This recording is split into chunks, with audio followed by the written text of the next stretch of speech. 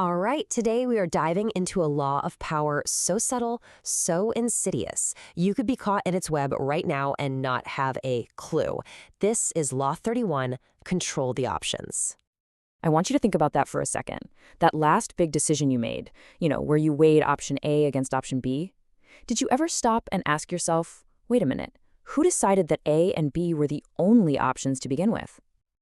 And this right here is the heart of it. This isn't about brute force. It's about being an architect of reality. You're not twisting someone's arm. No, you're building a maze where you've designed every single path to lead exactly where you want it to. They get to choose which way to turn, feeling totally free, all while they're just walking deeper and deeper into your design. I mean, what a brutal and perfect image, right? You're backed into a corner by a raging bull. You can jump left or you can jump right. But it doesn't matter, because there's a horn waiting for you on either side. There is no safe way out. Your only choice is deciding how you're going to lose. That's the feeling this law creates. So how does this play out in the real world? Well, let's start big. I'm talking nation-state level big, with one of history's most ruthless players, Ivan the Terrible. So picture this. Ivan's world is falling apart. The nobles, the so-called boyars, are undermining him at every turn. His kingdom is teetering on the edge of chaos. Now, a direct power play would be messy, maybe even fatal.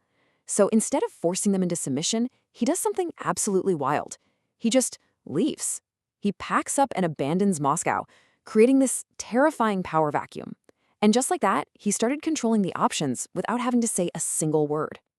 And here it is. This is the masterpiece of deception he presented to the people. Look at these two columns. On the left, my abdication, which he expertly framed as certain chaos, civil war, total ruin. And on the right, my triumphant return. But only if you give me absolute unchecked power. This was never a real choice. It was a loaded gun to the head of a nation. So what do you think they did? Terrified of the very anarchy he created, the people of Russia literally begged him to come back and rule them as a dictator. And that is the absolute genius of this law. The people felt like they made the choice. They chose to put that crown back on his head. And how can you possibly resent a tyrant when you believe you're the one who hired him?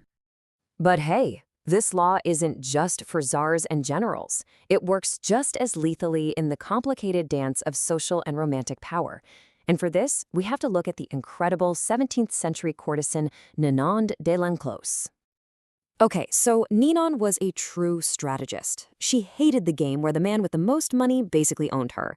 So she blew up the whole system and created a new one with two distinct paths. You could be a payer, and give her money for the mere chance of her affection. Or you could be a martyr and offer your wit and friendship for free, clinging to the even slimmer hope of being her one chosen lover. Do you see it? Either way you choose, she holds all the power and gets exactly what she wants. The sheer brilliance of this was that it allowed these powerful men to keep their pride intact. They could tell themselves a story. They weren't just paying for services. No, they were investing in a shot at true love, or they were proving their worth as intellectuals in her salon. And that tiny, shimmering prize, the possibility of being the one, was so intoxicating, they gladly walked right into the cage she built for them. Okay, so we've seen this law used by a czar to seize a country and by a courtesan to control a salon. But what does this look like today? Let's break down their moves into a modern playbook, with tactics you've probably seen or maybe even used without realizing it. So let's run through these. First up, color the choices. This is classic.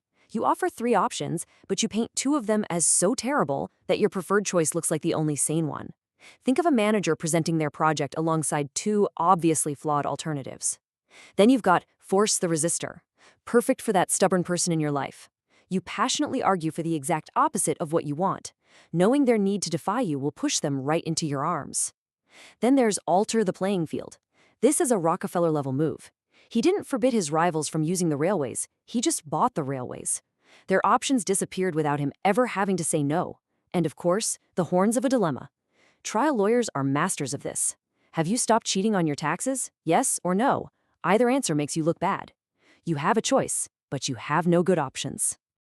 But, and this is a big but, like any weapon this powerful, it can blow up in your face. You've got to be smart enough to know when not to use it.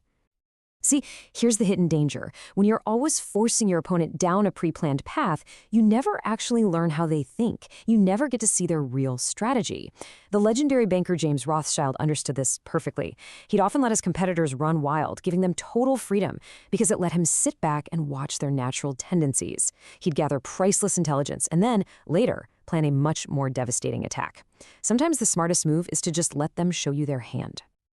And this quote from Machiavelli gets to the deep psychological truth of why this law is so devastatingly effective.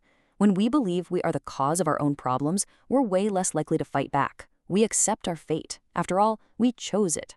Ivan's people accepted his tyranny because, in their minds, they were the ones who had invited him to be a tyrant.